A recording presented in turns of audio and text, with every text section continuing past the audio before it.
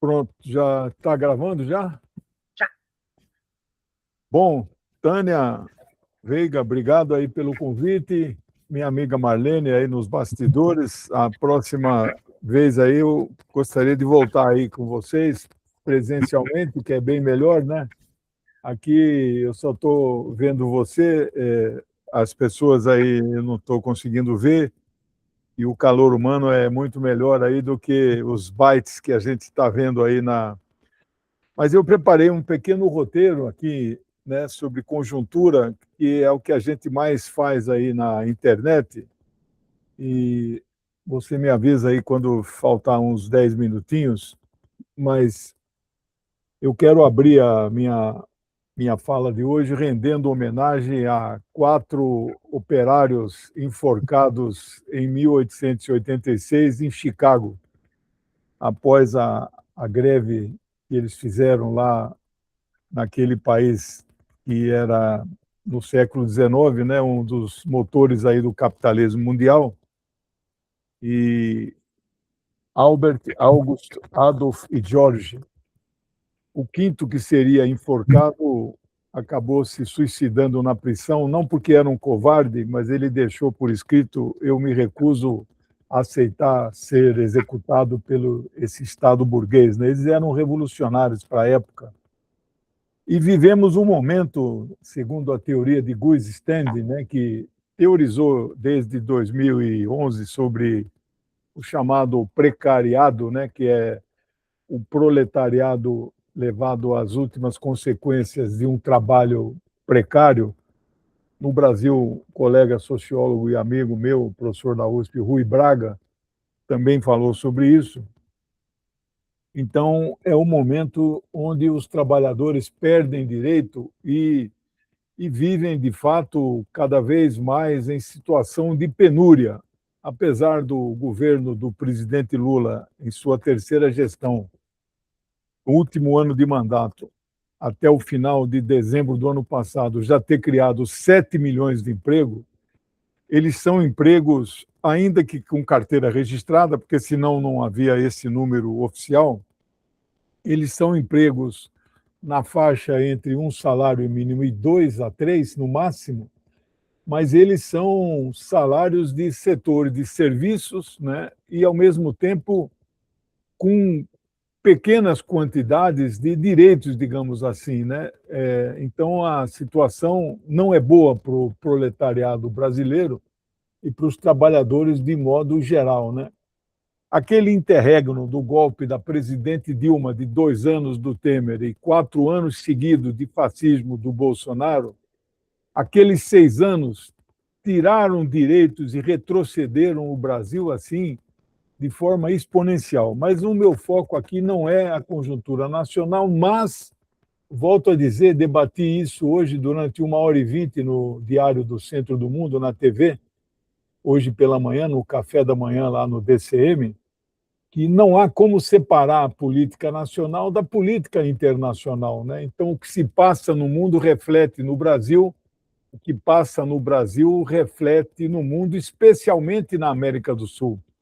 Não sei se vocês sabem, né? América do Sul são 12 países. O Brasil, a população do Brasil é a soma dos outros 11. O PIB do Brasil é mais do que a soma dos outros 11 países, né? E você tem aí também a área geográfica do Brasil também é mais ou menos equivalente à área dos outros 11. Então, o que acontece no Brasil reflete no que acontece na América do Sul. E se reflete o que acontece na América do Sul, reflete o que acontece na América Latina. Né? Bom, então, registrado isso sobre o 1º de maio, né, e lembrando que nós podemos dizer que as armas estão na nossa memória, na memória do proletariado, mas não só do proletariado, porque, como disse Marx, né, a luta de classe é o que move a história, né, o motor da história. Nós sempre tivemos a luta de classe, né, lá atrás, né, dos escravos contra os senhores, dos servos contra os senhores feudais, E agora, desde do surgimento da máquina a vapor, né, do proletariado contra a burguesia. Essa é uma luta interminável. E quando ela terminar, nós poderemos então chegar à conclusão de que as classes sociais não mais existirão na sociedade, mas isso está tão distante que nós não conseguimos imaginar como seria essa sociedade futura onde não existissem classes sociais. Segundo bloco, é a geopolítica do caos no mundo, né? Então vamos ter que passar pelo Oriente Médio e falar sobre a energia. É o assunto que está dominando o mundo já há mais de 2 meses.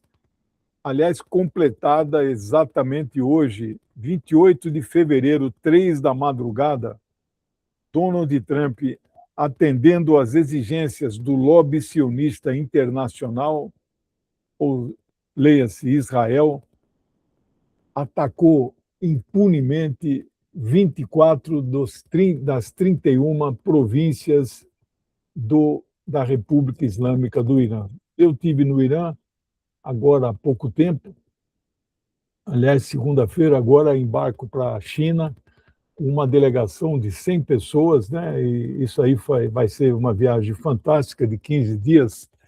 E vou mandar a notícia aí para vocês. A Marlene está na minha lista, ela compartilha com vocês. E a República Islâmica do Irã, o Irã não é um país, o Irã é uma civilização. É quase que um museu a céu aberto. Você passar 15 dias no Irã, é impossível você dizer que conheceu alguma coisa, né? 8 cidades, as maiores que eu conheci, fora a capital Isfahan, a mais importante, ali onde nasceu e viveu o grande médico persa, né, Avicena, Ibn Sina, né, no século XI. Eu conheço a obra dele, Ibn Sina, né, Avicena, que vocês conhecem como Avicena, e outras tantas cidades que nós conhecemos, né? E o Irã foi duramente bombardeado, perdeu aí entre civis e militares até o momento 4.000 pessoas. É possível que a guerra volte. Ainda não há uma confirmação, mas se ela voltar, deve acontecer a partir de amanhã.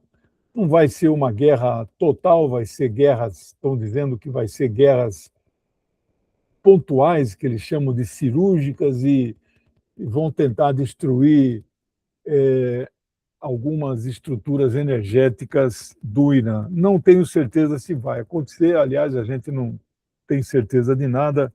Como analista geopolítico, não é possível fazer nenhuma previsão, fazemos análise, né? Então, essa guerra começou na madrugada de 28 de fevereiro, foi um sábado. 6 horas da manhã, eu já estava de plantão na TV 247, que eu recomendo que vocês acompanhem, se inscrevam, nós somos colaboradores permanentes, todo dia às 6h30 da manhã, eu, José Reinaldo Carvalho, meu companheiro, escrevemos 3 livros juntos, e o Leonardo Atushi, que é o diretor-geral da televisão, né? Nós, das 6h30 às 7h15, nós fazemos comentários exclusivos sobre política internacional. É muito antigo esse programa, né? É a parte internacional do Bom Dia, que vai até às 10 horas, né? A partir de 7h15 ele só trata de assuntos nacionais, né? Mas são 45 minutos que quem acompanha diariamente vai se acumulando, vai entendendo um pouco da conjuntura, né? Então, bom, e a situação ali, o Irã respondeu à altura. E como é que você pode dizer ali quem venceu essa guerra? A guerra não terminou, tá, digamos assim, tá um empate. Bom, mas o empate não existe, por exemplo, no boxe, né? Vocês conhecem luta de boxe, né? Alguém tem que ser declarado vencedor, né? Aí eu poderia dizer, então, que o Irã venceu por pontos, né? É uma guerra difícil. O custo para o Irã é elevadíssimo. A infraestrutura destruída, eles estimaram recentemente, para a reconstrução serão necessários 280 bilhões de dólares, né? Do lado dos Estados Unidos, do lado de Israel, que foi duramente bombardeado, e do lado de todos os países do Golfo, eles dizem que morreram 100 pessoas. Do lado dos Estados Unidos, 20. Eu não acho que se mede quem ganha ou quem perde numa guerra o número de mortes. Nem eu torço para que o Irã tenha matado muitas pessoas. Aliás, o Irã não busca matar muitas pessoas. Não sei se vocês sabem, a, a maneira de fazer guerra que os muçulmanos estabeleceram no século VII é um modelo que é adotado pelas conferências de Genebra desde a década de 20 do século passado. Não sei se vocês sabem. Mulheres, crianças e idosos têm que ser preservados, cuidar dos prisioneiros, não atacar os locais onde os alimentos estão estocados. Essas são normas em que quem estabeleceu foi ainda Maomé em vida. Ele morre em 632. Isso é século VII. Então, matar muitas pessoas nunca foi o objetivo dos muçulmanos em uma guerra. Já o Ocidente, não. No dia 1º de 28 de fevereiro, primeiro dia de guerra, vocês lembram? O primeiro míssil Tomahawk caiu em cima da onde? Numa escola de meninas lá em Minab, no Irã, e matou 175 criancinhas de 7 a 11 anos, meninas. Cheguei, olha aqui os Estados Unidos chegando. Tudo isso para quê? Para libertar as mulheres do Irã. Coitada das mulheres, tão oprimidas, né? Já perguntaram para elas se elas querem a libertação dos Estados Unidos, né? Em 1968, houve um massacre de 500 civis no município de My Lai, é região, lá no Vietnã. Vocês já ouviram falar disso? Mas nós tínhamos que proteger o Vietnã do comunismo. Como agora eles têm que salvar as coitadinhas das mulheres iranianas, que são oprimidas, né? Elas são maioria nas universidades, elas são mais doutoras do que os homens, né? Bom, coitadas, mas elas são oprimidas e nós temos que libertá-las, né? Temos que levar a liberdade e a democracia para aquele país tão oprimido assim, né? Que até o líder espiritual é eleito pelo Conselho de Sábios, que por sua vez esses 88 sábios são eleitos pelo voto direto do povo do Irã, né? Eles construíram a sua democracia e nós temos que respeitá-lo. Então, ali, uma guerra não provocada, né? O Irã nunca fez absolutamente nada, não havia uma razão de Estado para que os Estados Unidos atacassem o Irã. Nenhuma. Não, professor, mas uma vez um grupo guerrilheiro em tal lugar matou um americano. Bom, esse é o problema naquele grupo que é amigo do Irã, mas isso não foi o Irã que fez. Então não havia uma razão disso. Isso todo mundo, não sou eu que estou dizendo, são os analistas internacionais, vários deles, Coronel Scott Ritter, Douglas McGregor, Lindsey Graham, o Jeffrey Sachs, todos eles são unânimes em dizer essa é uma guerra não provocada. O mundo não queria essa guerra, não faça essa guerra. Só tinham dois países que queriam a guerra, Estados Unidos e Irã, né? Esse livro fica aqui na minha biblioteca. Ele foi lançado nos Estados Unidos. Ele é do professor John Mearsheimer, que é um dos maiores analistas hoje. Ele é da Universidade de Chicago, meu colega sociólogo, cientista político. Foi lançado em 2007 e eu comprei em 2007, né? A Amazon era desse tamaninho, não era essa potência que é hoje. Ele é todinho anotado. Não tem, eu deixo ele ali para ver se um dia alguma editora brasileira, eu tenho uma pequena editora, mas não tem estrutura para traduzir um livro desse, tem que pagar direitos autorais caríssimos, né? Não tem tradução no Brasil. O lobby de Israel, né? A potência de Israel, né? Para você ter uma ideia, eles analisaram os livros caixa de doação para as campanhas republicanas e democratas nos Estados Unidos. São bilhões de dólares doados, né? Os judeus nos Estados Unidos representam 3% da população. Hoje são 350 milhões. Devem ter 9 ou 10 milhões de judeus nos Estados Unidos. Aí, a hora que você vai analisar as doações lá no livro, 70% a 80% das doações são desses 3% da comunidade judaica.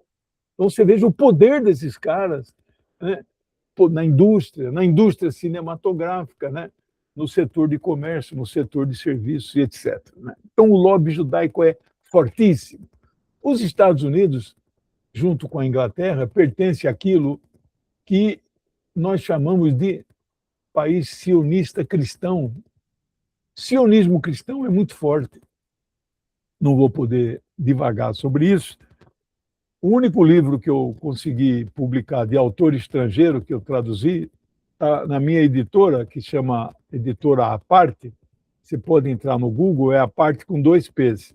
Eu repeti o P exatamente para facilitar as pesquisas.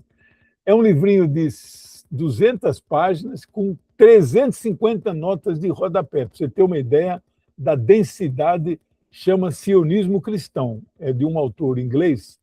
Ele é reverendo anglicano. Ele está proibido de exercer porque o lobby sionista entrou com uma representação na igreja anglicana que foi acatada, dizendo que ele era antissemita. Não, ele é antisionista. Este livro explica em poucas... Se você não quiser ler a nota de rodapé, você lê um livro desse em 2 horas de leitura, quem tem uma leitura mais rápida, né? Quem não tem, lê em 4, não tem problema. O sionismo cristão é anterior ao sionismo judaico, pessoal. Eles inventaram lá, eles acharam na Bíblia, a Bíblia, o Torá e o Alcorão, fica tudo aqui do meu lado, né?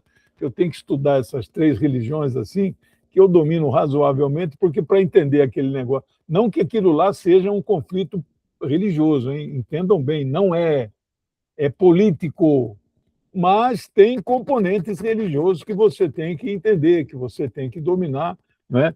Então, você tem que a Torá, né, que é o mais antigo, na verdade, para nós cristãos que nascemos aqui dentro do cristianismo, ele é o chamado Velho Testamento, né?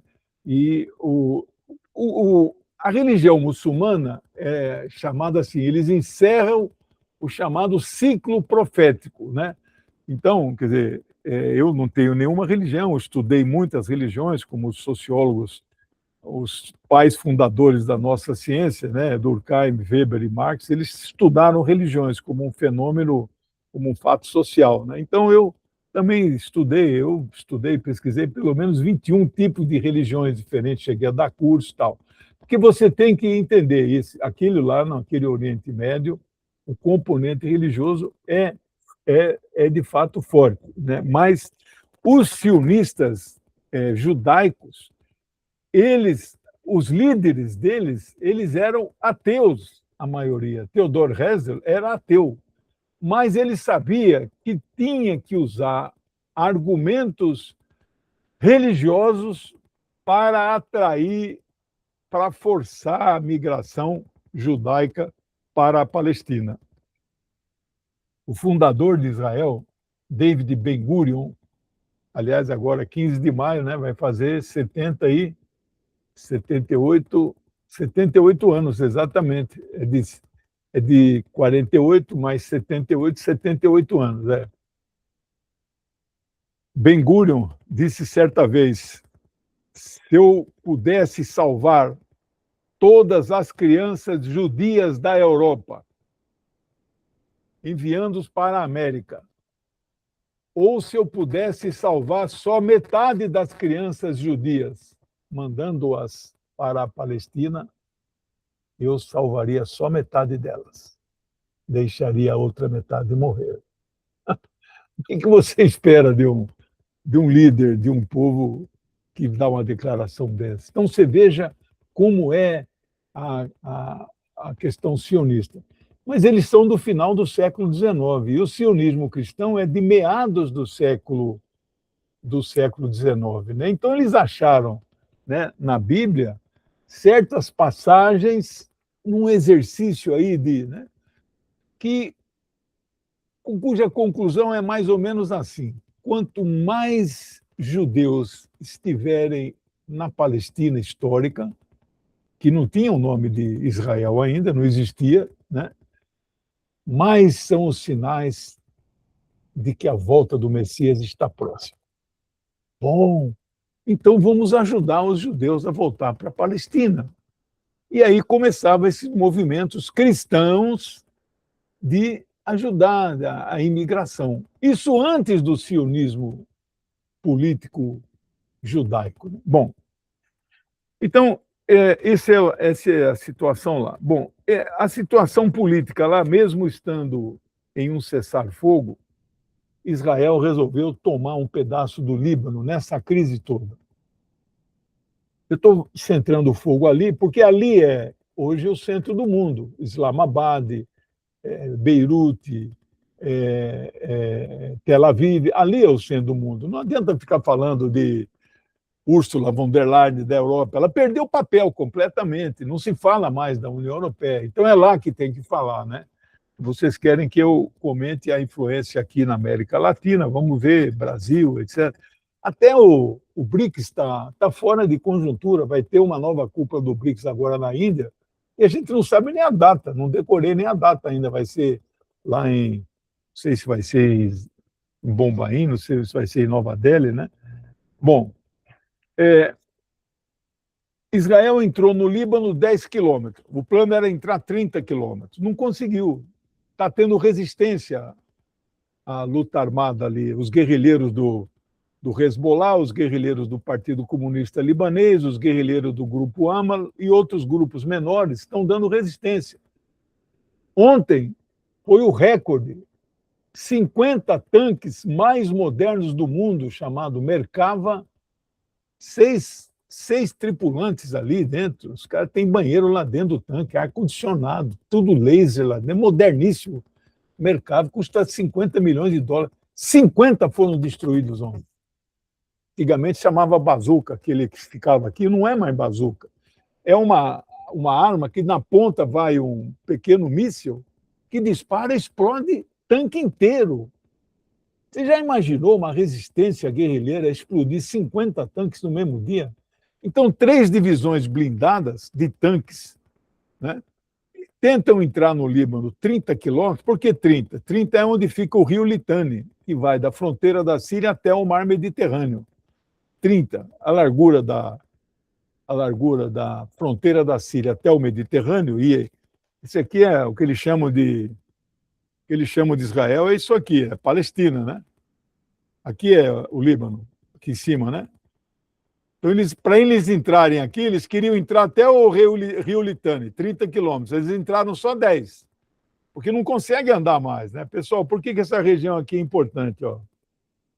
Você sabe que cidade é essa aqui? Ó? Deixa eu botar na tela aqui, não sei se dá para ver. Nazaré. Está vendo aqui, ó, Nazaré? Sabe o que é Nazaré, pessoal? Vocês que acreditam em Jesus como Deus, é a cidade que Jesus nasceu, Nazaré. Esta região aqui, ó, chama-se Galileia. Tudo isso aqui Jesus andou, pessoal. Eu, como historiador aqui autodidata, eu não acredito em Jesus Deus. Eu acredito em Jesus histórico. Né? Não há... São pouquíssimos os historiadores que negam a existência de um Jesus como criador, como uma criação do Estado romano. Isso aí já até li 2 livros sobre esse assunto, mas eu não considero, né, eu refuto isso. Existem 16 fontes que comprovam aí a existência histórica de Jesus. Agora, Jesus que fez mágica, que criou, que levanta Lázaro, isso aí é outra coisa, isso aí é para quem acredita em Jesus Deus, é outro assunto, né? Bom, pergunta aí para suas inteligências artificiais, vocês vão ver que elas vão responder sobre os milagres, mas isso aí é outro assunto.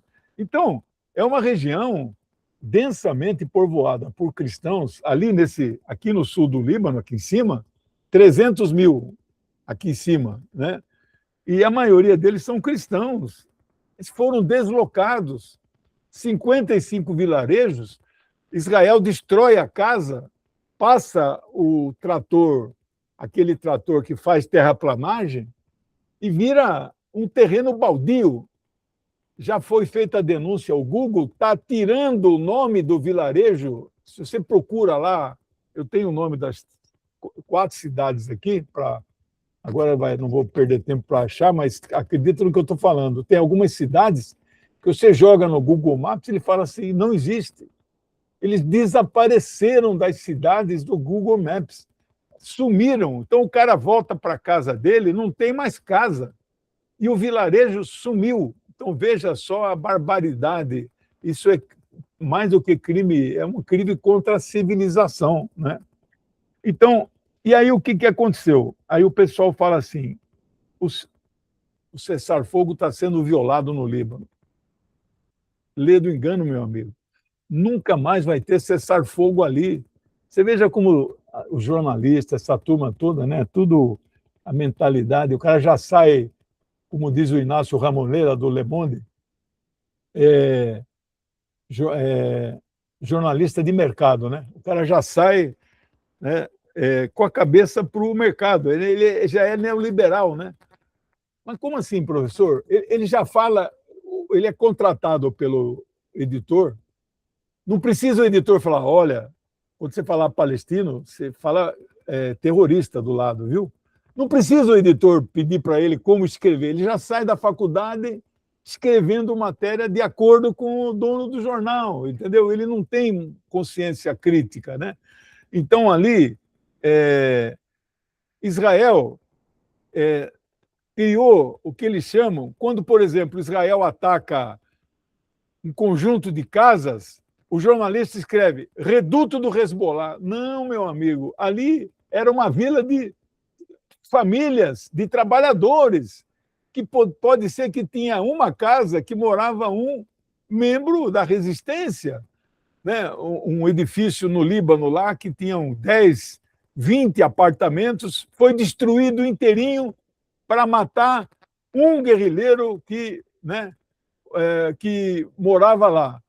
O jornalista escreve destruído um prédio que era reduto do Hezbollah. Como assim reduto do Hezbollah? Aquele era um prédio residencial. Então você percebe que a linguagem que eles usam, né? Eu tenho um livro que um dos capítulos é a linguagem da mídia. Ah, sim, esse livro aqui, História da Palestina, é esse aqui. Tem um capítulo que é como que a mídia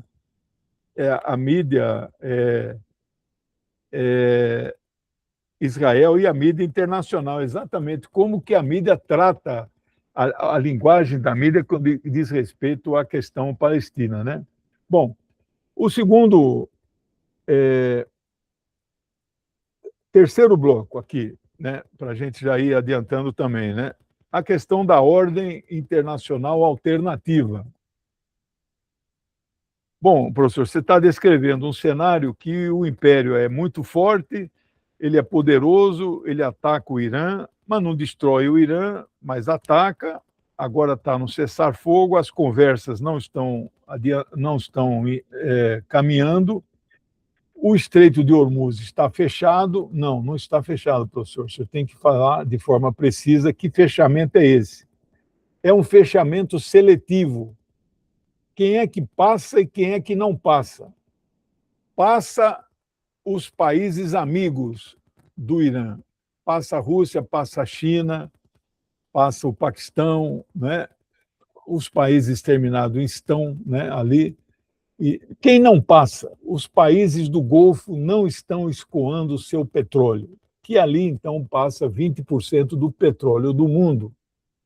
É o chamado CCG, Conselho de Cooperação do Golfo. Kuwait, Omã, Emirados, Bahrein, Arábia Saudita, é a mais poderosa de todas elas, né? Então, e mais um outro pequenininho ali. E Catar, que é poderosíssimo também e tal. E o mundo produz 100 milhões de barris por dia. 20 milhões passam por ali todos os dias. Isso parou de passar. Nos Estados Unidos, que lá o posto não vende por litro que nem nós, vende por galão, O galão é 3,7 litros. Antes da crise, o galão custava 2,9 dólares. Hoje uma amiga me mandou o zap, mora lá, está 4,28. Você imagina a diferença disso? O Trump tem muito que se preocupar com essa situação catastrófica que ele está vivendo, e foi só ele o grande causador de tudo isso que está acontecendo, né? Bom, então, esse caos que está formado aí no mundo, né, qual é a alternativa que nós temos colocado? O BRICS tem sido uma alternativa, tem sido uma resistência, mas o BRICS não é uma aliança militar. Existe uma aliança militar, professor? Existe. Ela chama Organização de Cooperação de Xangai, OCX, né? Então, essa organização, que é lá na Ásia, foi fundada por 5 países, hoje tem 12 membros, o Irã foi o último que entrou, tem 16 milhões de soldados na ativa e uns 5, 6 milhões da reserva remunerada, prontos para ser chamado. Vai entrar em guerra com os Estados Unidos? Não, não vai entrar em guerra com os Estados Unidos, e se entrar em guerra, é uma guerra de difícil vitória, porque o Império Estadunidense ainda é uma potência militar, ele tem os seus instrumentos, não é fácil, né? E ninguém quer uma guerra mundial nesse momento, porque essa guerra seria a guerra nuclear e acabaria o mundo, então ninguém quer uma guerra nesse momento, né? Bom, mas é uma forma, e o BRICS não tem essa aliança militar, nada que se compare a isso, né? Mas é uma alternativa. Esse BRICS vai criar uma moeda alternativa ao dólar? Não vai criar. E o SWIFT? O SWIFT é um mecanismo de envio de dinheiro de forma mais instantânea, que só aceita o dólar como moeda. É um sistema interbancário. SWIFT é uma sigla, né? Society of the Interbank, é uma sigla fundada em 72, antes de existir a internet, e eles mandavam por sistema de cabo, né? Então, são 16 bancos centrais que participam. A Rússia foi banida do SWIFT, alguns países, então, eles têm esse poder de banir, né? Bom, a China está fazendo o seu SWIFT, chama CIPS, CIPS, que vale na Ásia, já está operacionalmente, já movimenta por dia 160 bilhões de dólares, mas aceita o yuan. No caso do BRICS, eles não querem confrontar o dólar. Eles querem que o mundo aceite outras moedas, o que eles chamam de uma cesta de moeda, né? E tudo começado em R, né? Real, riade, renminbi, rublos e rúpias, tudo começa com R, né? O riade é o da África do Sul, acho que é isso, né? Tudo começado com R, interessante isso, né? Mas isso não acontece. O SWIFT, infelizmente, só aceita o dólar. O CIPS só aceita dólar e yuan por enquanto, né? Bom, então, nesse momento, qual é a alternativa? A alternativa é acordos bilaterais que estão sendo selados. Você viu quando a União Europeia sancionou a Rússia e parou de comprar o gás? Eu tenho aqui até os valores, né? Em números redondos, o metro cúbico do gás comprado da Rússia era R$ 1,10. Aí o Biden deu a ordem: pare de comprar o gás russo. A União Europeia: sim, meu mestre, farei tudo o que o mestre mandar. Sabe aquela brincadeira? Faremos tudo o que o mestre mandar? Sim. Agora vamos comprar do mestre? Sim. A quanto, mestre? A R$ 2,75 o metros cúbicos. Ah, tá bom, meu mestre. Vamos pagar, então, 175% a mais o seu Por que que ele é mais caro, esse gás dos Estados Unidos? Porque não tem um gasoduto, tubinho que vem dos Estados Unidos até a Europa. Da Rússia estava tudo montado, era o Nord Stream 1, o Nord Stream 2 estava prontinho, a Merkel ajudou a construir, financiou. A Angela Merkel, aquela direitista, né? Mas é uma mulher inteligente, né? Lúcida, deu 6 bilhões de euros e a Gazprom botou mais 6, e aquele Scholz, que falam que é social-democrata, que é de centro-esquerda, é um homem de extrema-direita, extrema não digo, mas é um homem de direita, tomou posse lá, em vez dele abrir o Nord Stream 2, ele fechou de vez e aí passou a importar. Como você não pode importar o gás na forma gasosa, o que eles fazem? Eles comprimem o gás nos Estados Unidos, liquefazem o gás, isso tem um custo imenso. Aí eles são transportados naqueles navios, né, que você já viu aquelas 3 abóbadas assim, são os transportadores, ali tem um gás líquido, mas ele não é líquido natural, ele é natural, ele é gás. Aí chega no porto de Roterdã, na Holanda, ele tem que ser tornado gás novamente, para poder ir pelas tubulações pela Europa. E anda 18 mil quilômetros. Isso tem o frete, tem o custo de comprimir e depois descomprimir. Então, ele passa, né, a custar R$ 2,75 o metro cúbico. Mas a Europa é subalterna. Está faltando 10 minutos? Então tá. Então aqui vou apressando aqui o final, né? Bom, queria falar como alternativa, né, essa questão, a guerra na Rússia. Não posso deixar de falar nisso, que vocês ouviram falar desde 24 de fevereiro de 2022, a guerra da Rússia contra a Ucrânia. Não, isso não foi uma guerra da Rússia contra a Ucrânia. Isto é uma guerra dos Estados Unidos / OTAN contra a Rússia. Então, esse era o desejo da Europa. A Europa trama uma nova guerra grande contra a Rússia até 2030, né? Eles estão preparando isso. Vocês sabem que Mackinder, né, era um geógrafo inglês muito famoso, é um dos inventores aí, desenvolvedores do conceito de geopolítica, né? Então, o Mackinder fez uma palestra, se não estou enganado, em 1908, e ele desenvolveu o conceito de Hederland, né, e Himland, Hederland, o coração da Terra, né, a Rússia, né?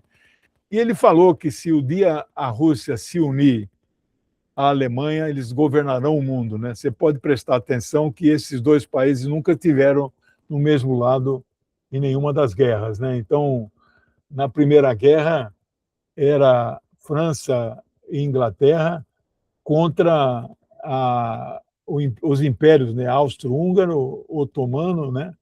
Então, e na Segunda Guerra, da mesma forma, né? A Alemanha, agora eu estava acabando de ver aqui, 1940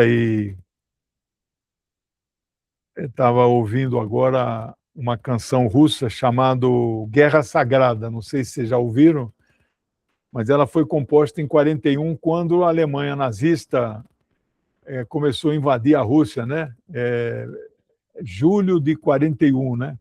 Hitler tinha a van filosofia aí, achando que derrotaria a gloriosa União Soviética. Ele esqueceu que o comandante do Exército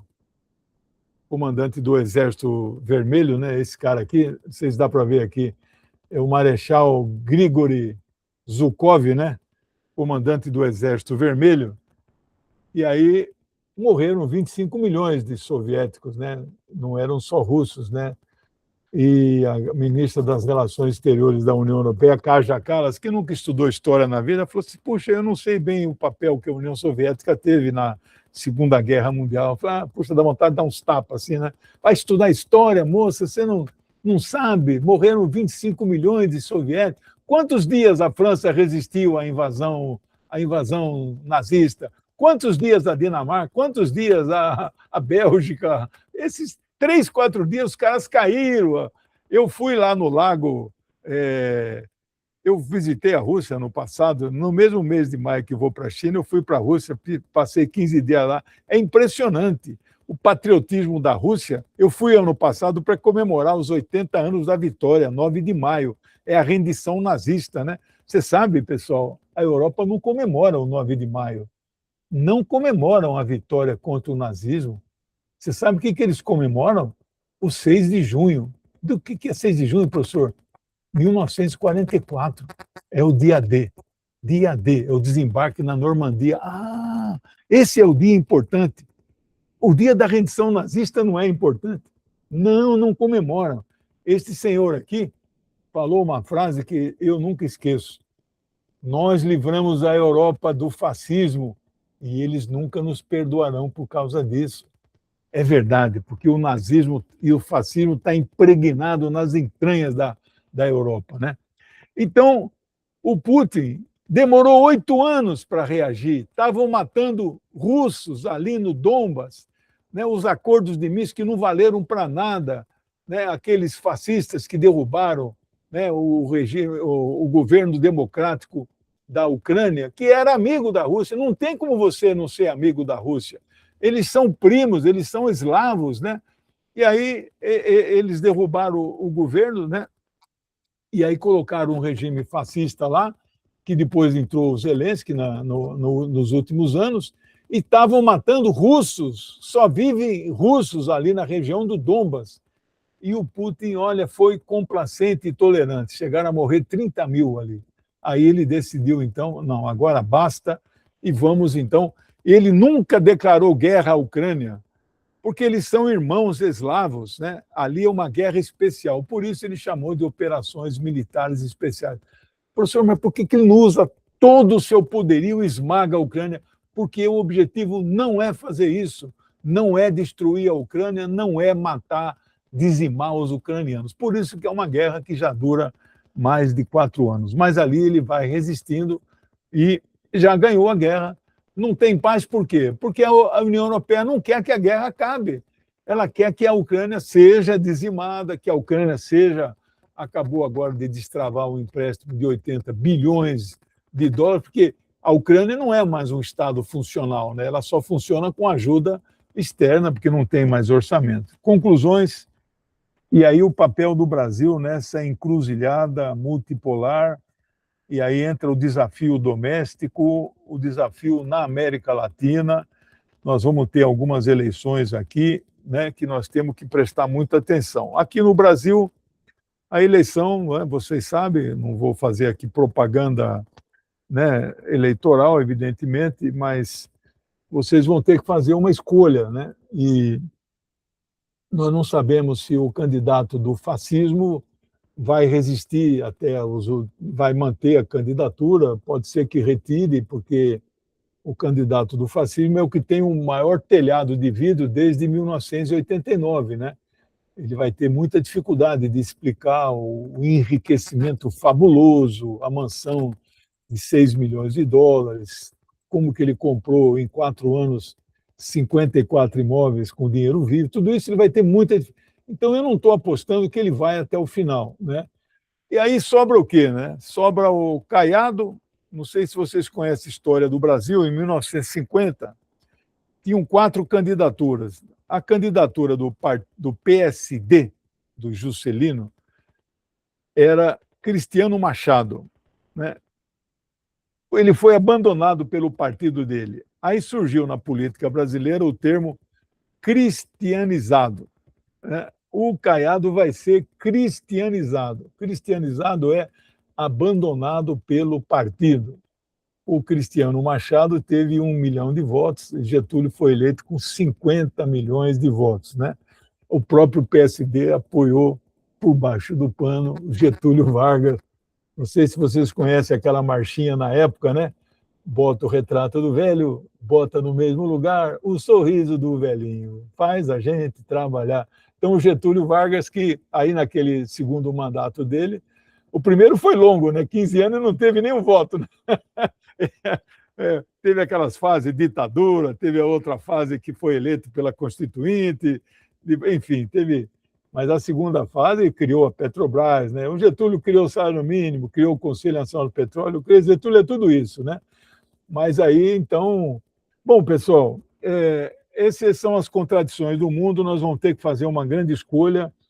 O presidente Lula encarna, eu tenho dito que depois que ele saiu da prisão, claro, o Lula que entrou depois de 580 dias, diz que leu 80 livros, espero que o meu livro de eleições que eu mandei para ele, autografado, seja um dos que ele tenha lido, né? E nesse livro tem muita coisa, capítulos assim sobre política nacional, história das eleições no Brasil e tal. E o Lula, que saiu da eleição, saiu com uma compreensão muito importante do significado de soberania nacional e da questão antiimperialista. Então, o Lula vai enfrentar uma eleição. Eu tenho dito assim, que vai ser a eleição menos difícil de todas. Professor, vai ser fácil? Não, não vai ser fácil. Nenhuma eleição é fácil para o campo progressista, para o campo antiimperialista. Mas ela não vai ser a mais difícil de todas, né? Por quê? Porque as condições são mais favoráveis. Não se intimide com essas pesquisas que pedem para o eleitor fazer um exercício de futurologia para alguma coisa do segundo turno daqui a 7 meses. Nem H.G. Wells, grande ficcionista, conseguiria imaginar o que vai acontecer daqui a 7 meses no segundo turno. Então, é uma barbaridade achar que vai ter um empate técnico no segundo. Ai, meu. E aí eu recebo 20 zap, professor, já perdemos, professor. Não, não perdemos, meu amigo. Esse candidato que eles fazem simulação talvez nem chegue lá, meu amigo. Não se iluda, não fica aí.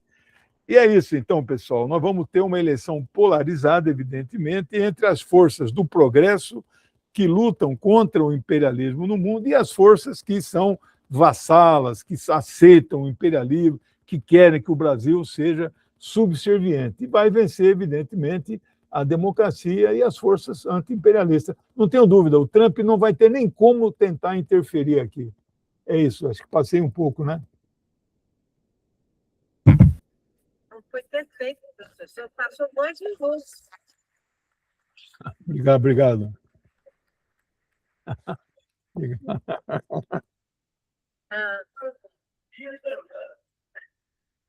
Foi muito bom. O pessoal está aqui animado. Obrigado. Eu vou abrir, então, para perguntas. Eu vou abrir para perguntas, pessoal. Agora, como eu estou com o microfone, eu posso exercer ali o meu direito de fazer pergunta primeiro. E é o seguinte, eu tenho várias, mas eu vou fazer só uma. Que seria, quais são as lições da guerra assimétrica do Irã contra o eixo Estados Unidos e Israel pode dar para nós, as lições que essa guerra pode dar para os países latino-americanos, africanos e asiáticos? Essa é uma pergunta. A gente podia juntar... Faz de novo, que eu acho que às vezes picota o seu som, viu? Peraí.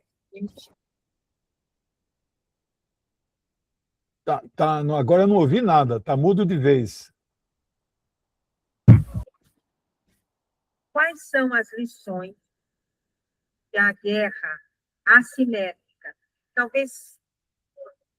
Quais são as lições que a guerra assimétrica do Irã contra Estados Unidos e Israel podem dar, né? Quais são as lições que essa guerra pode dar para os países latino-americanos, africanos e asiáticos?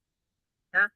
Eu vou propor mais algumas perguntas, pelo menos mais 2, para a gente fazer um bloquinho, e aí o professor pode responder.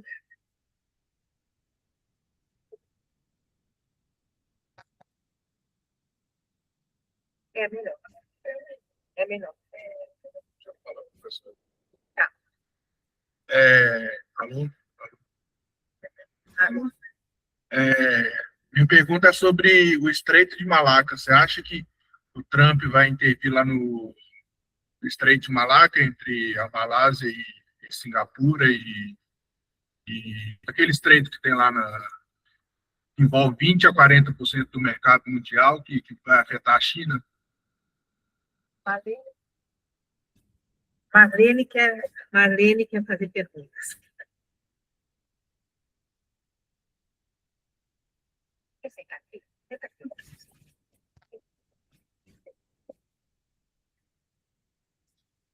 Oi, Lejane. Minha amiga Marlene.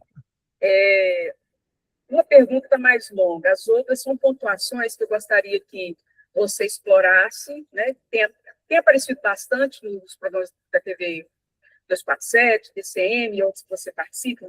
Acho que é bom para destacar aqui no grupo.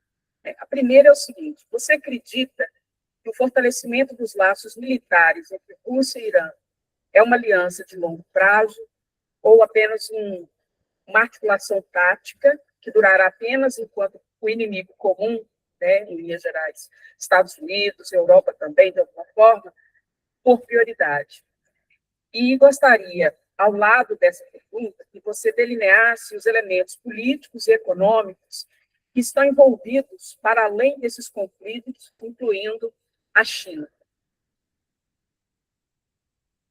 Outra questão, eu acho que você deve explorar um pouco mais à frente, como que esses conflitos, né, no Oriente Médio, especificamente, impactam os países da América Latina, nos âmbitos político e econômico, e especialmente no Brasil. Né? E se tiver um tempinho, que você fale como é que está a situação da Venezuela, na sua visão, né? E fazendo uma referência, se possível, à situação do Maduro, né, e da esposa dele, que foram sequestrados. E, se possível, Cuba também. Obrigada. Eu acho que só aí a gente Aqui já tem 1 hora de palestra, viu? Bom, a sua pergunta, Tânia, é muito, muito boa, viu?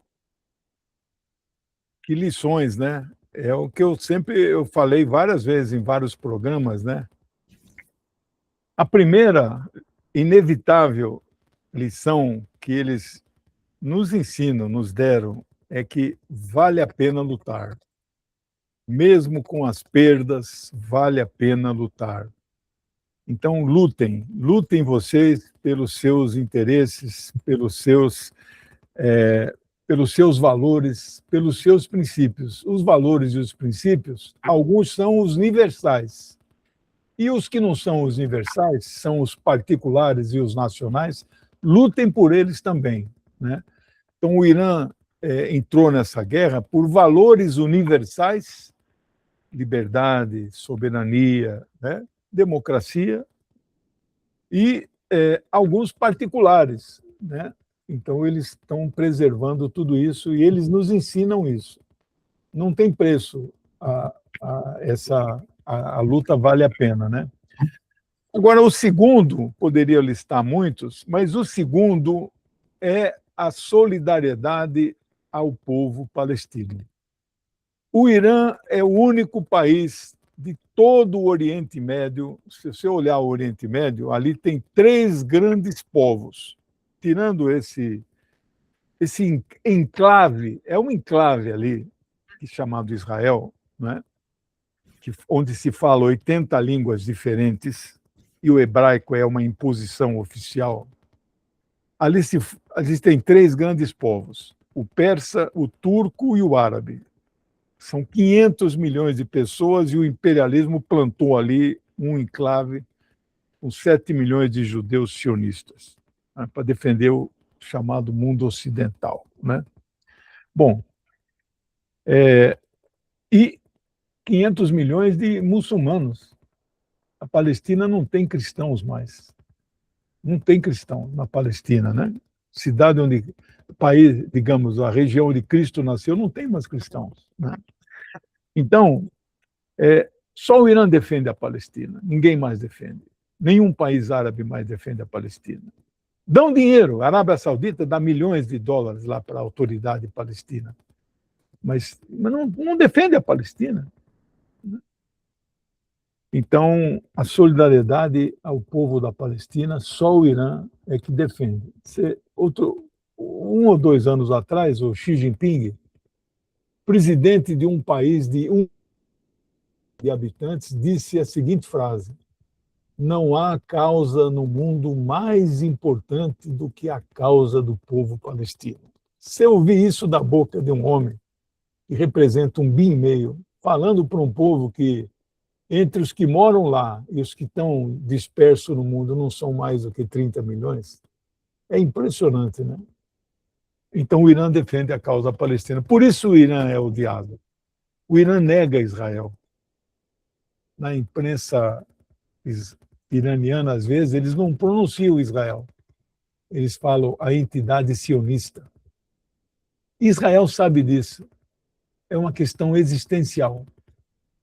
Israel nega o Irã nega Israel. Ambos é uma guerra existencial. Isso é verdade, né? Bom, o jovem que fez a pergunta, o mundo tem 47 estreitos, viu, Tânia? Não sei se você sabe. Você é formada em quê, Tânia?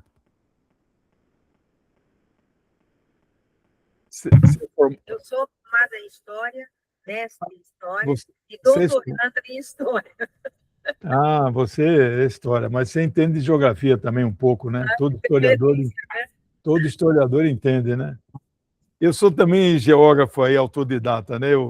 Meu globo quebrou aqui, caiu outro dia, quebrou aqui aí ficou assim, fica até mais fácil para manipular. De Chaplin, do grande... Quebrou a base dele, coitadinho dele, né? Mas tem um outro aqui que é iluminado aqui, né? Do lado dele. Chaplin, o grande ditador. Ah, é, agora eu posso brincar com ele, né? O grande ditador. Mas eu estudo muito geografia e o mundo tem 47 estreitos, né? Se não estou enganado, o Malaca, eu falo Malaca, é o menor deles, tem 2,7 quilômetros. E ele fica ali aqui no sul da Ásia, né?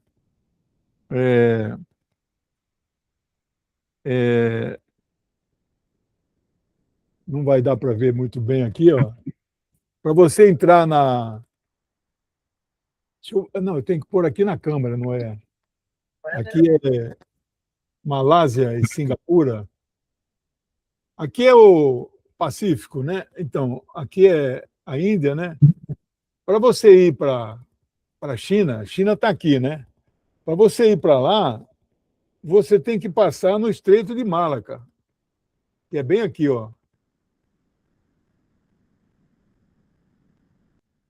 Esse estreitinho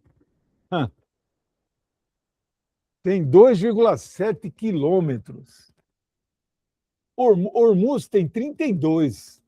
Bab el-Mandeb, que fica atrás da bota da Península Arábica, aqui está o Hormuz, aqui atrás, que é a África, o Mar Vermelho. Bab el-Mandeb tem 30. Malaca tem 2,7. Todos os navios do mundo que querem ir para o Mar do Sul da China, ou seja, ir para a China, tem que passar em Malaca. Então, o nosso jovem aí deve entender de geopolítica mundial. O que o Trump pode fazer? Ele pode fechar Malaca. Outro dia eu falei disso no programa lá do 247, o Léo, que é o diretor da TV, ele não tinha atinado sobre Malaca. Aliás, pouca gente sabe sobre Malaca, porque nunca ninguém aventou fechar Malaca, né? Agora, quanto que passa ali em Malaca todo dia? De 20% a 30% de todo o comércio mundial. E a China pode ter problema? Pode ter problema. E não sei como a China vai resolver essa questão. Então, eu não tenho uma resposta. Acho que o Trump não vai fechar Malaca, porque prejudica todos os países da Ásia ali, não só a China, né? Aí tem Coreia, tem Vietnã, tem muitos países, a própria Indonésia, a própria Malásia, etc., né? Bom, é muito boa ele ter lembrado disso, né? Aí depois vem a bateria de perguntas da Marlene. Tratou sobre a situação do mundo inteiro aqui, né? Em relação a acordo Rússia e Irã, eles têm um acordo de cooperação estratégica de longo prazo. Não tenho dúvida, isso não é um acordo, e a China está incluído nisso. Hoje, eu diria que dos BRICS, nós estamos vendo aí um RIC, mas esse I não é o de Índia. O I é de Irã hoje. O Irã é o terceiro BRICS mais importante hoje na atualidade. Eu diria isso, mais do que o Brasil. Com todo o tamanho do Brasil, nós somos o dobro do Irã. O Irã tem 90 milhões, nós temos 215. O nosso PIB é incomparavelmente maior. Mas, apesar disso, o Irã hoje joga um papel estratégico maior do que o Brasil, né? O sistema de mísseis do Irã é impressionante. Eles têm um míssil chamado Fatah 2, que viaja à velocidade de Mach 15. Não sei se você sabe o que é Mach. Mach é a velocidade do som, 340 metros por segundo. Mach 15 é 18 mil quilômetros por hora. Ele sai de Teherã, um míssil, e chega aqui em Tel Aviv, dá 1.600 quilômetros. Ele chega em 4 minutos e 20 segundos. O sistema de alarme para ser acionado, computadores, radar, som, etc., demora 6 minutos. Não dá tempo deles correrem para abrigos. E o míssil já chegou, né? Então, isso é... Em um país fazer um míssil desse, ele é míssil de 2 estágios. Fala que se trava uma guerra aérea. Não, guerra aérea foi a Primeira e a Segunda Guerra. Isso não é guerra aérea, não, pessoal. Ele quase não tem força aérea, o Irã. Isso é guerra espacial. O míssil vai até a estratosfera, depois ele desce. Ele desce a 19 mil quilômetros por hora e ele desce fazendo assim, ó. Ele é inteligente, ele desvia de contramíssil. E a hora que ele chega perto, ele abre a ogiva e transforma em 15 pequenos mísseis. Isso aí é um míssil impressionante, ninguém tem, né? A Rússia não tem, ele é hipersônico, né? Então, essa estratégia é uma estratégia de longo prazo, né? E a Rússia tem acordo de cooperação assinado. Sobre a Venezuela, Marlene e os demais que estão nos escutando, né? Ali é um drama, é um dilema muito...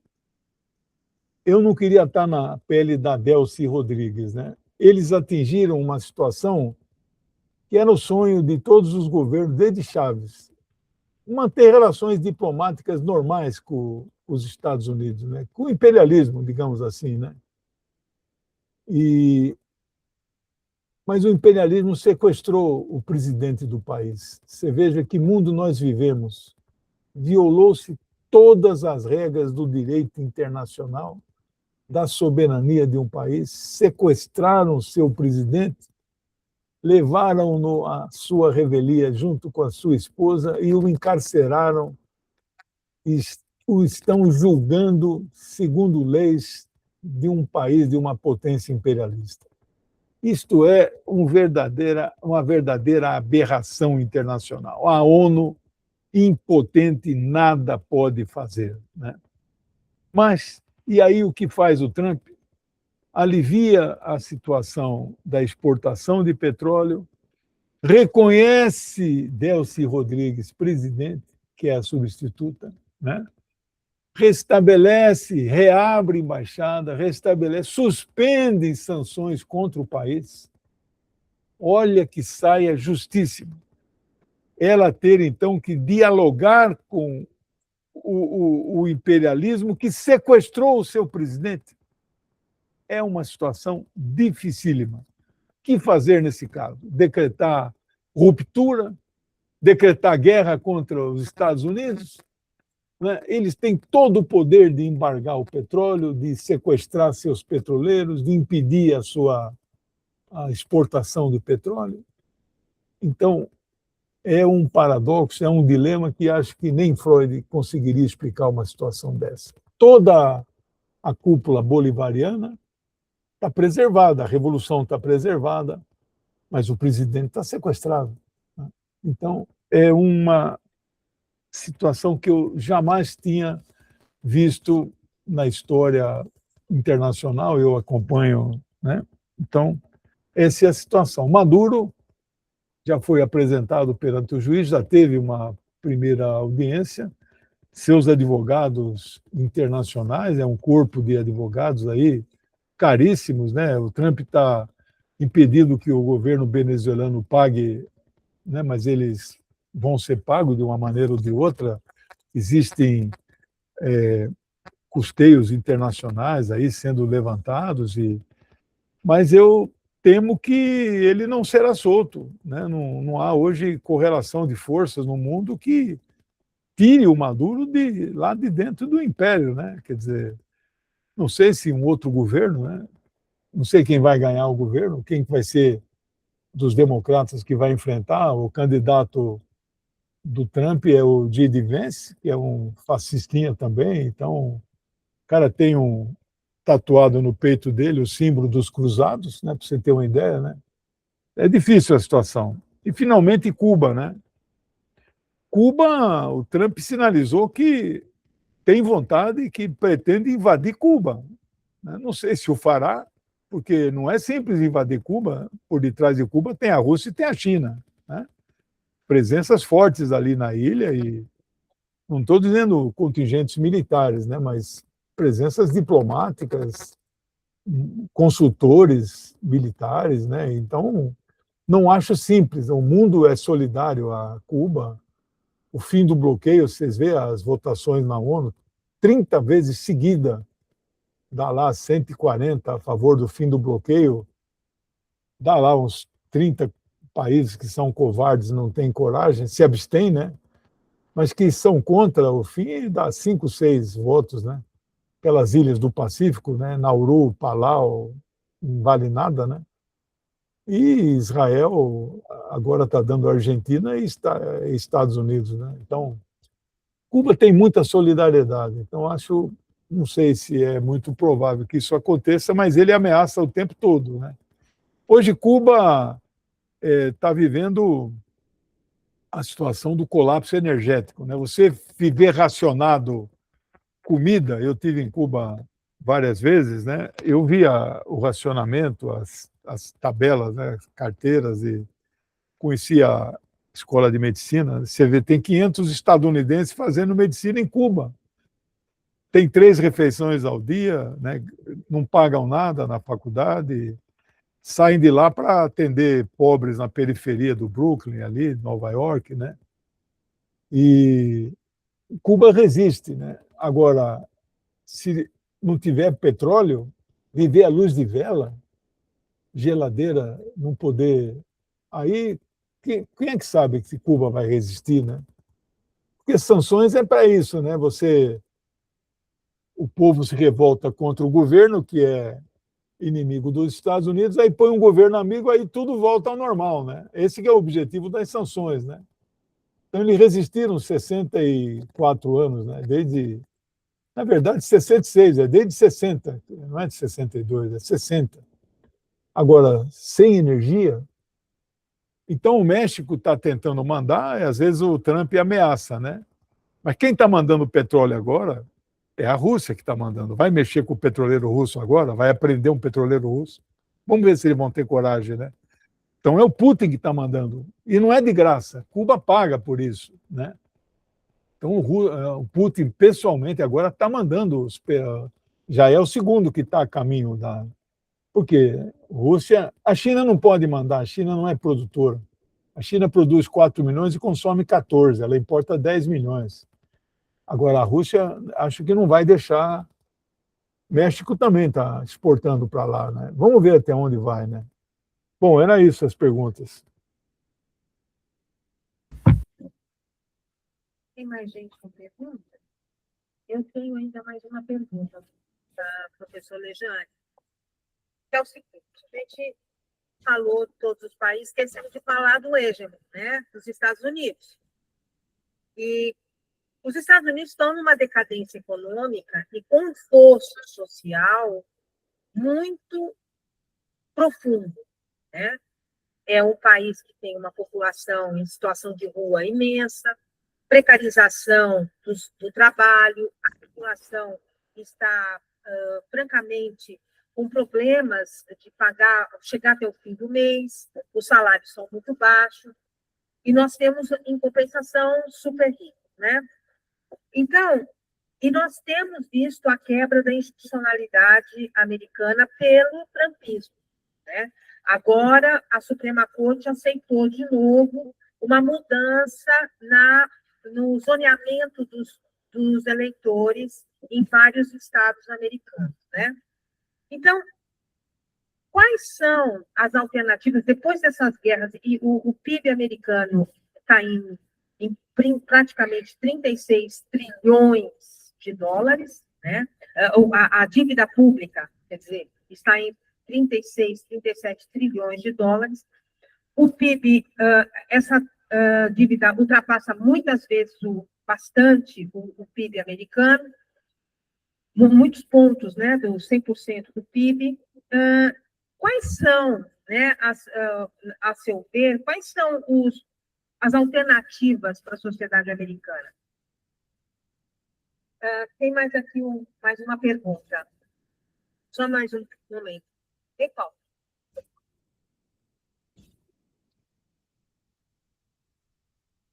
Faz a pergunta.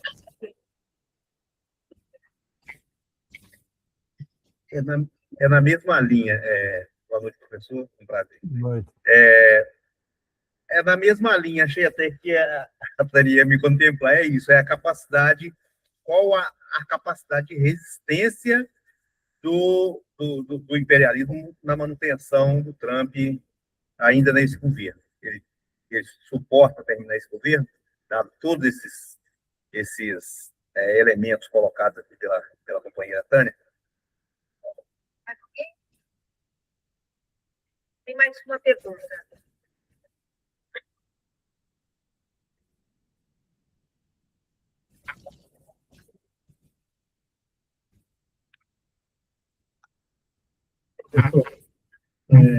Boa noite. Eu sou um ouvinte pela Universidade de Santos. Eu vi várias coisas daquele debate, então, que eu tenho feito dentro do 400. Eu não estou ouvindo, fala mais alto.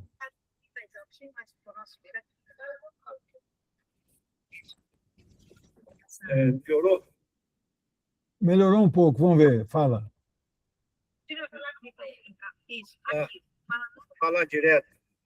Melhorou assim? Melhorou. Eu gostaria de voltar para Cuba. Eu estive em Cuba há tempos atrás, já 2 vezes eu estive em Cuba, naquela Comitê de Solidariedade Sul-Americano, da Sudamérica em Cuba, mas agora recente, depois do programa Mais Médico que aconteceu aqui no Brasil, aqui no Vale do Aço nós recebemos 42 médicos. E alguns daqueles médicos que aqui estiveram retornaram para Cuba e voltaram aqui para a nossa terra. Nós convivemos com uma médica cubana, muito amiga nossa. Ela teve, o pai dela faleceu esses dias. Ela está aqui, está fazendo revalida, está tentando se organizar enquanto médica cubana aqui no Brasil, regularizar a situação para trabalhar como médica. Agora, o pai dela foi secretário de saúde lá em Cuba, lá em Havana. Agora, recente, o pai dela faleceu. Ela ficou muito prejudicada com isso, muito entristecida, e ela não conseguiu contato com o irmão dela para comunicar ao irmão dela lá em Cuba que o pai dela tinha falecido. O irmão dela estava em 6 horas, em torno de 6 horas de viagem até chegar onde o pai tinha falecido. E ela narra que essas coisas estão acontecendo muito em Cuba. A questão da comunicação não está funcionando, essa questão da alimentação, as cadernetas não estão mais funcionando, e a questão do petróleo, do óleo, que não está chegando. A solidariedade entre os países é uma questão muito precária, porque não atinge a população. E a juventude cubana, depois que chegou a internet, a juventude cubana está assistindo o mundo inteiro, está conseguindo contactar com o mundo. Então, o lawfare está acontecendo dentro de Cuba, principalmente com a juventude. Até que ponto o senhor acha que Cuba vai conseguir manter essa resistência da questão do socialismo cubano, do comunismo cubano, com relação a essa proposta que os Estados Unidos está propondo, que, na verdade, o que eles querem é destruir o único reduto socialista que tem aqui em todas as Américas. E como toda a América Latina é o quintal, eles querem recuperar o quintal, porque estão perdendo tudo lá para o lado da Europa, então eles estão querendo investir agora no grande quintal da América Latina, e que Cuba faz parte. Era só isso que eu gostaria de comentar.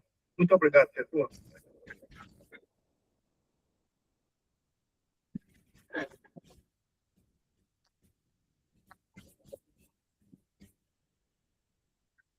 Eu acho que são essas as perguntas. Tem mais alguém?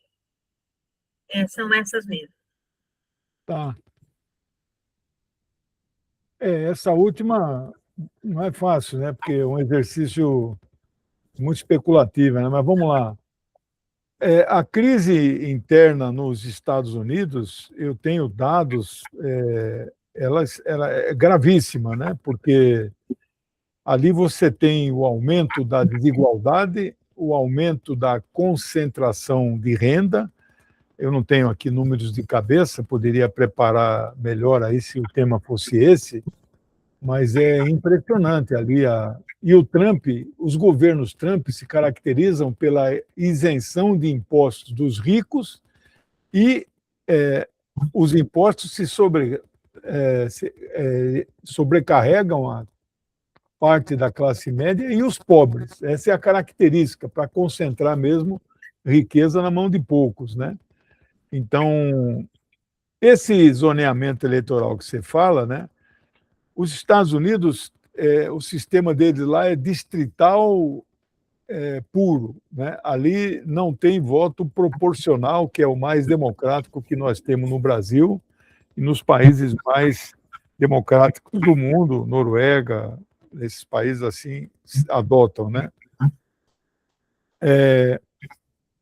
Tânia, a resposta à sua pergunta, nos Estados Unidos, nós não temos alternativa. Ali não é um sistema bipartidário como parece para o mundo.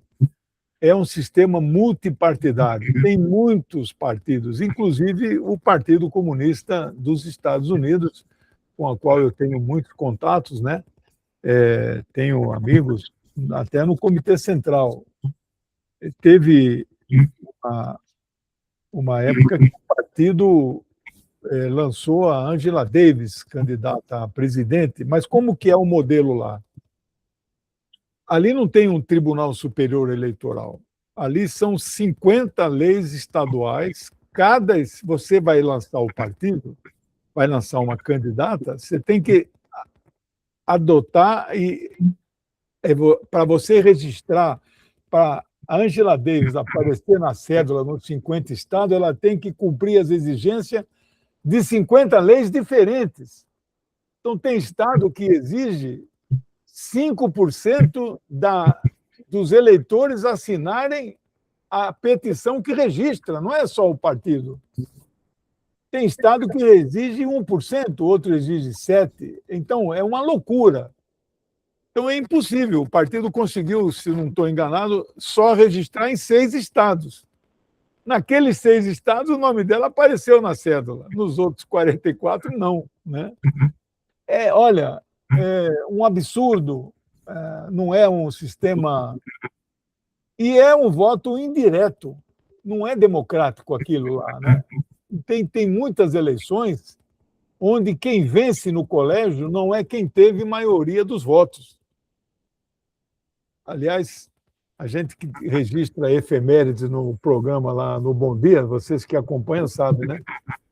Ontem, ou anteontem, tinha tomado posse em 1778 George Washington, primeiro presidente dos Estados Unidos. Candidato único, eleito sem partido, né? Então é como se fosse homologatório. Mas os votos que ele teve de forma direta não valeram. O que vale é o chamado colégio de representantes. Para ele, esses representantes são os que valem. Não é? O voto direto só vale para eleger o representante. O representante é o que manda. Você vê, então, que é uma democracia de elite, uma democracia de representação indireta, né? Então, nesse modelo, que alternativa nós podemos ter? Democrata? Não tem condições. Se a Kamala tivesse vencido, você acha que estaria diferente hoje a situação? Ela não teria feito o ataque ao Irã do mesmo jeito, né? Teria feito. Aí ela andou dando uma declaração de crítica, mas é puro protocolo só para demarcar diferença aí, para dizer que somos oposição e estamos contra, etc., né? O genocídio palestino não teria sido feito? Teria, ela é sionista do mesmo jeito, né? Então é uma decadência. Tem um filme aí chamado Guerra Civil, né, que mostra... É interessante em alguns aspectos que são antifascistas, né? Ali alguns que lutam. Dá para transparecer assim uma luta antifascista, né? Mas será que tem que ter uma nova guerra civil para remodelar tudo ali? Mas não tem bases populares para uma força ali que mude a estrutura, né? Agora, para não ficar desanimado de vez, né? Trump vai perder a eleição agora em novembro e vai perder feio, né? Eu não sei se pode arriscar aqui, né? Mas tem gente que fala 45-55, né? Quer dizer, e aí, perdendo a eleição, a posse é 20 de janeiro do ano que vem, eles vão abrir o processo de impeachment contra ele. Ele sabe disso, ele já está falando nisso, ele reconhece isso, etc. Resta saber se vai o processo até o final ou se ele vai renunciar igual o Nixon renunciou em 1974, né? Então, mas aí ele renuncia e aí vai assumir o J.D. Vance, né? Que é um cruzado, né? É um homem de extrema direita também. Aí alguém me pergunta assim, mas ele não poderia ser menos ruim, etc. Tem um filme sobre a vida dele, não esqueci o nome. Ele é daquele meio oeste ali, da Zona da Ferrugem, ali que fecharam. Filho, a mãe dele usou drogas e etc. Vale a pena assistir o filme, mas eu não lembro o nome do filme, né? Bom, e então a segunda pergunta também foi mais ou menos parecida, né? O que fazer para resistir ao Trump? Já está sendo feito, né? Quer dizer, ele deve perder a eleição, mas vai deixar um vice no lugar que é tão ou pior do que ele, né? E as eleições daqui a 2 anos também, né? O candidato que ele vai deixar no lugar lá, que o Vance, é muito ruim. Eu nem saberia dizer quem é a alternativa, né? Esse Robert Kennedy Jr., né? Ele é um cara muito controverso, né? É um negacionista da ciência, é contra vacinas. Olha, ali não tem para onde correr ali, está difícil, viu? Agora, sobre Cuba, né?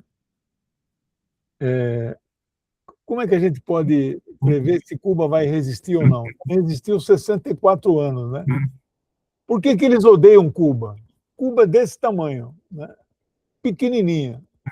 Quantos milhões tem Cuba? Não sei, 12 milhões? Como é que a gente pode... Eles odeiam Cuba pelo que Cuba é. Os Estados Unidos disputam o primeiro lugar em todos os itens com quem? Com Cuba. Saúde, educação, mortalidade infantil, mortalidade materna na hora do parto, né? Tudo eles disputam com... Se Cuba não existisse, Estados Unidos seriam primeiro em tudo. Mas só não consegue ser primeiro em tudo porque tem Cuba. Porque tem aquela ilha pequenina, né? Então, eles precisam destruir aquilo que emana solidariedade. Cuba não exporta soldados, exporta médicos, né? Exporta saúde. Eles bloquearam Cuba ter acesso à vacina, eles fabricaram 3 vacinas deles contra a Covid e exportaram vacina para os países vizinhos. Olha que maravilha de solidariedade. Mas é preciso matar esse modelo, né? Esse modelo não pode durar, mas durou 64. Né? Vai durar mais? Não sei. A consciência ali é elevada do povo. Né? Hoje foi o 1º de maio em Cuba. Né? Eu nunca fui num dos 1º de maio lá. Mas tinha 500 mil em Havana. Quantos 1º de maio nós fizemos no Brasil hoje? Unificado nenhum.